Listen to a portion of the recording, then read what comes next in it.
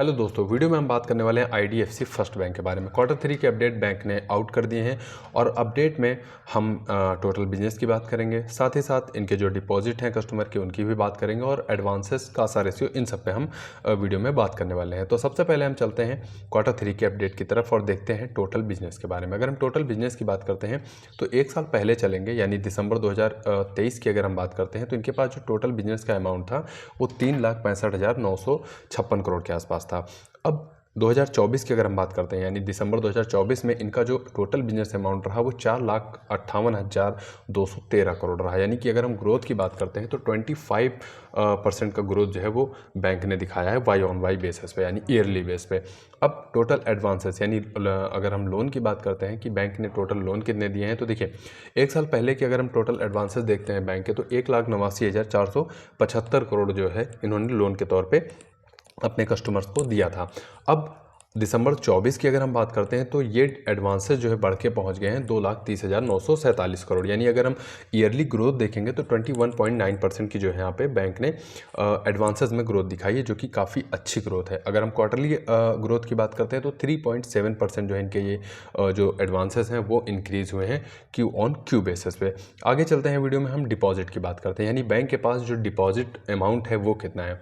तो देखिए 23 की अगर हम बात करते हैं, दिसंबर 23 में बैंक के पास टोटल डिपॉजिट अमाउंट था वो 1,76,481 करोड़ था। 24 आते आते आप देखेंगे यही जो डिपॉजिट का अमाउंट था 2,27,266 करोड़ जो है वो पहुंच गया है। ईयरली ग्रोथ आप देख पा रहे हैं 28.8% की रही है, जो कि बहुत ही अच्छी ईयरली ग्रोथ हमें देखने को मिली है। क्वार्टरली ग्रोथ की अगर हम बात करते हैं तो 4.2% की डिपॉजिट में भी ग्रोथ हमें जो है क्यू ऑन क्यू बेसिस पे बैंक ने दिखाई है। डिपॉजिट के बाद अब हम आगे चलते हैं कासा डिपॉजिट की बात करते हैं। कासा डिपॉजिट यानी कि करंट अकाउंट और सेविंग अकाउंट में जो इनके अमाउंट डिपॉजिट है उसकी अगर हम बात करते हैं तो देखिए 85,452 करोड़ जो है दिसंबर 23 में था। 24 की अगर हम बात करते हैं तो 1,13,091 करोड़ जो है इनका अमाउंट जो है वो कासा यानी करंट अकाउंट और सेविंग अकाउंट को अगर हम ऐड करते हैं तो वहाँ पे इनके पास जमा है। यानी ईयरली ग्रोथ 32.3% की बैंक ने दिखाई है। क्वार्टरली अगर हम बात करते हैं तो 3.5% के आसपास जो है वो बैंक ने ग्रोथ दिखाई है कासा डिपॉजिट में। कासा रेशियो की बात करते हैं, यानी करंट अकाउंट और सेविंग अकाउंट का जो रेशियो होता है, तो आप देखेंगे दिसंबर 2023 में इनका जो कासा रेशियो था वो 46.8% था।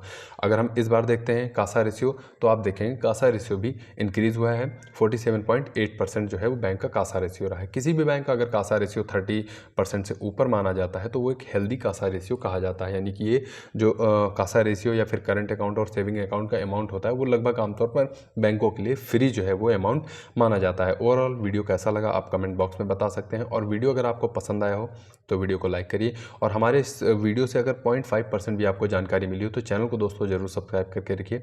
शेयर मार्केट से जुड़ी ऐसी ही कंपनियों का एनालिसिस हम इस वीडियो पे चैनल पे करते रहते हैं, और चैनल अगर आपको समझ में आया हो, नॉलेज में दे पाया हूँ आपको वीडियो के माध्यम से, तो चैनल को दोस्तों सब्सक्राइब करना बिल्कुल मत भूलें। आपके कीमती समय के लिए आपका बहुत बहुत धन्यवाद।